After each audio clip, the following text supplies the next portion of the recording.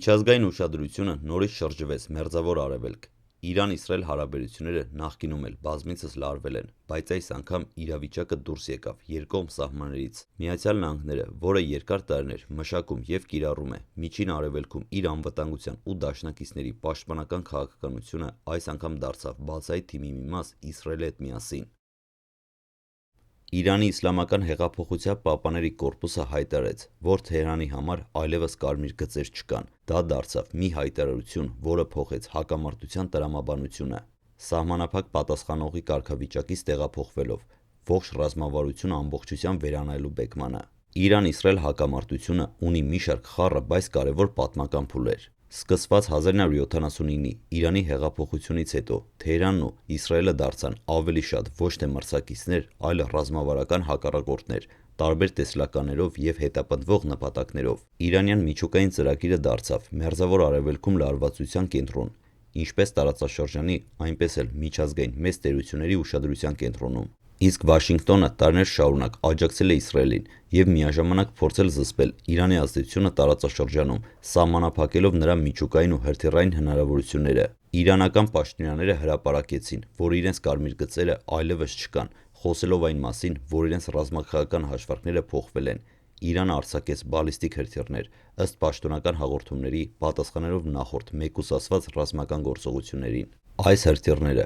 ըստ պարզվող տեղեկությունների, թիրախավորել են ոչ միայն Իսրայելի խոշոր քաղաքների ուղղությունները, այլև տարածաշրջանում տեղակայված ԱՄՆ ռազմաբազաները Քաթարում, Բահրեյնում և Արաբական Միացյալ Էմիրություններում։ Այստեղ կարևոր է հիշել, Իրանն ու ԱՄՆ-ն նախկինում երբեք չէին հանդիպել ուղիղ ռազմական բախումով։ Այս փուլը ջրի երես բերեց հենց այդ ուղղությամբ վտանգավոր նոր զարգացումը։ Կարմիր գծերի գաղափարը ռազմական ու դիվանագիտական բառապաշարում նշանակում են սահմանները, որոնց հատումը միանշանակ ռազմական գործողություն է բարձրացնում։ Երբ պետությունը հայտարարում է, որ այդ սահմանները այլևս չեն գործում, դա նշանակում է հակառակորդը չպետք է սպասի սահմանափակ պատասխանների։ Այդ կողմը կարող է փոխել մարտավարությունը ըստ իր ռազմական շահերի։ Գործողությունները կարող են տեղափոխվել ոչ միայն սահմանային գոտի, այլևս ամբողջ տարածաշրջան։ Այսպիսի տրամաբանություն էր Իրանի գնահատումը այս անգամ չսահմանափակվել միայն Իսրայելի ուղղությամբ հարվածներով։ Ոչ մի պետություն, ոչ մի երկրին միաժամանակ իր ողջ պաշտպանական ռեսուրսները չի տրամադրում առանց շրջայաց հաշվարկների, իսկ ԱՄՆ-Իսրայել համագործակցությունը հենց այդպիսին է։ ԱՄՆ-ն տեսնում է Իսրայելին որպես կայուն երկաթբետոնյան դաշնակից ծոցի տարածաշրջանում, որտեղ ռազմական ներկայությունը էական և էներգետիկ ճանապարհների և ռազմավարական հավասարակշռության համար է։ Միացյալ Նահանգները տարիների ընթացքում ապահովել է հարուստ պաշտպանական գործընկերություն, գլոբալ հետախուզական հնարավորություններով, պաշտպանական համակարգերով և ավիացիոն աջակցության տարբերակներով։ Նրանց ներկայությունը ռազմական ենթակառուցվածքների պաշտպանությանն ու տարածաշրջանային ռազմական հավասարակշռությանը տեսականորեն պետք է ապահովեր, սակայն այս անգամ իրադրությունը փոխվեց։ ԱՄՆ-ի ներգրավվածությունն ունի մի քանի շերտ։ Առաջինը՝ քաղաքական և ռազմավարական։ Վաշինգտոնը չի ցանկանում, որ Իրանը հասնի տարածաշրջանային գերակայության, իսկ առանձնապես ունի միջուկային կամ հրթիռային առավելություն, որը կարող է նշանակալի ռազմական անկայունություն բերել ամբողջ տարածաշրջանում։ Երկրորդը՝ դաշնակիցների աջակցություն։ Իսրայելը ԱՄՆ-ի ռազմավարական գործընկերն է։ Պաշտպանությունն ու անվտանգությունը այս օրերին առնչվում են ոչ միայն մի երկրի հետ, այլ համայն ռազմավարական համակարգի։ Երրորդը՝ էներգետիկ անվտանգություն։ Մերձավոր Արևելքը շարունակում է մնալ համաշխարհային էներգետիկ համակարգի սիրտը։ ԱՄՆ-ն մշտապես հետաքրքրված է, որպեսզի էներգիայի ճանապարհները շարունակեն աշխատել առանց երկարատև խափանումների, ինչը ռազմական լարվածության պայմաններում կարող է վտանգավոր փոփոխություններ առաջացնել։ Հաղորդվում է, որ Իրանը արձակել է բալիստիկ հրթիռներ, ուղղված ինչպես Իսրայելի, այնպես էլ որոշակի կերպով ԱՄՆ ռազմաբազաների ուղղությամբ։ Այս քայլը ցույց է տալիս մի բան. Իրանը այլևս չի սահմանափակվում իր ռազմավարական պատասխանները միայն բնական սահմաններով։ Սրան հաջորդած հաղորդագրությունները, թե բնակելի թաղամասեր են թիրախավորվել կամ ինչպես են դրանք ազդել քաղաքացիական ենթակառուցվածքների վրա, շարունակում են շատ հակասական տեղեկություններ ունենալ, ինչը կարող է լինել նաև տեղեկատվական պատերազմի մաս։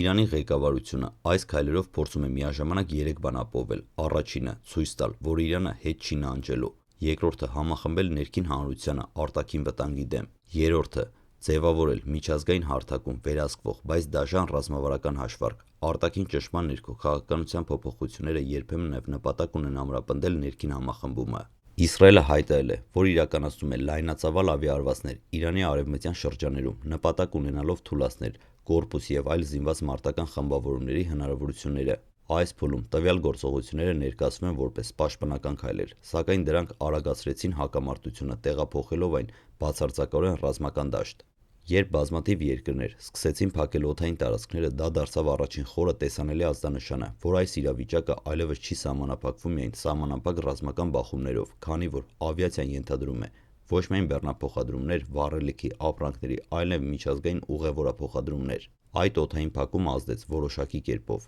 տնտեսության վրա, տարածաշրջանային բիզնեսների վրա, միջազգային կապերի վրա։ Այսպիսով, կոնֆլիկտը սկսեց վերածվել առանցքային ինստիտուցիոնալ խնդիրների։ Ցանկացած լուրջ ռազմական էսկալացիա Մերձավոր Արևելքում անմիջապես ազդում է էներգետիկ շուկաների վրա։ Նավթի գները բարձրանում են, ներդրումային ռիսկերը կուտակվում են առևտրային շուկաներում, արժույթային ու բաժնետոմսերով շուկաները տատանվում են։ Այս ամենը չի սահմանափակվում տեղական ազդեցությամբ։ Այսօր ճգնաժամերը համաշխարհային տնտեսության զգայուն հատվածներում են, սկսած էներգետիկ անկախությունից մինչև գլոբալ առևտրային հարաբերություններ։ Այս պայն ռազմական վիճակագրությունը ցույց է տալիս, որ կոնֆլիկտը դեռ չի վերածվել լիովին լայնամասշտաբ պատերազմի, բայց դրա ռիսկերը ավելանում են հետևյալ իրավիճակներով՝ փոխադարձ հարվածների դիրքորոշումների խորացում, հակառակորդների ներգրավում, կողմեր, որոնք ունեն այլ ռազմավարական շահեր, միջնորդական գործընթացների ձախողում։ Այս երեք հիմնական հանգամանքներից յուրաքանչյուրը կարող է միանգամից վերածել սահմանափակ բախումը ամբողջովին բացահայտ ռազմաճակատային մարտի։ Հայաստանը, ինչպես շատ փոքր երկիր, կարող է չունենալ անմիջական ռազմական ներգրավվածություն, բայց ունի մի շարք անուղղակի ռիսկեր։ Ավիացիոն երթևեկության խափանում, տնտեսական ազդեցություն, էներգետիկ շուկաների փոփոխություններ, գլոբալ քաղաքական ազդեցությունների փոփոխություն։ Այս իրավիճակը ստիպում է շատ պետությունների կառավարություններին նորից վերանել իրենց արտաքին քաղաքականության ռազմավարական քայլերը։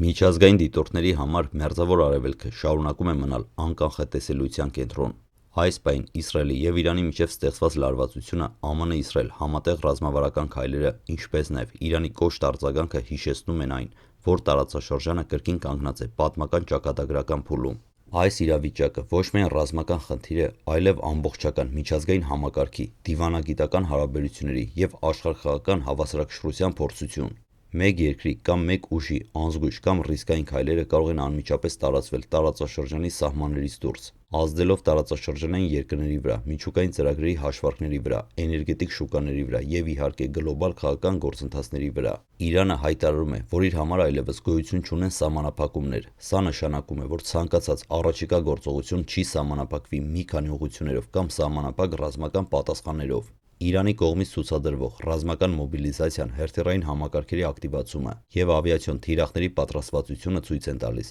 թե Իրանը մտադիր է պահպանել սեփական ռազմավարական ինքնիշխանությունը եւ պատասխանել ցանկացած ճնշման առանց նախազգուշացման։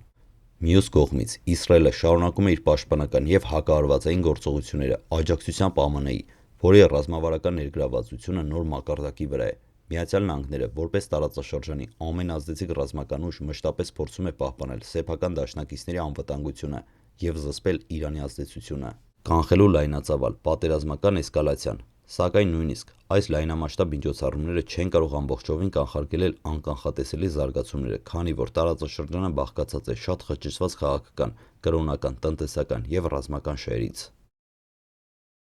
Ամենակարևոր բանը այն է, որ այս հակամարտությունը ոչ միայն հարվածում է ռազմական ենթակառուցվածքներին,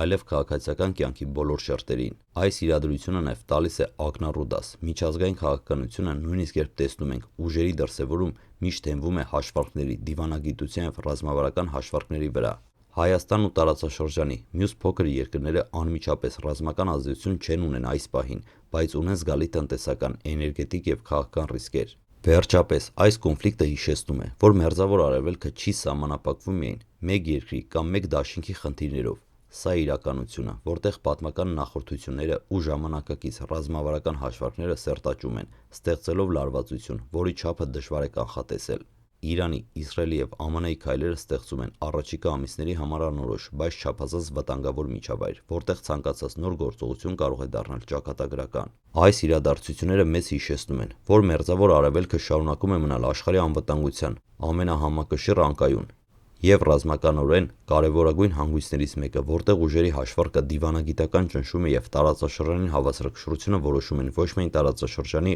այլև ամբողջ աշխարհի ապագան։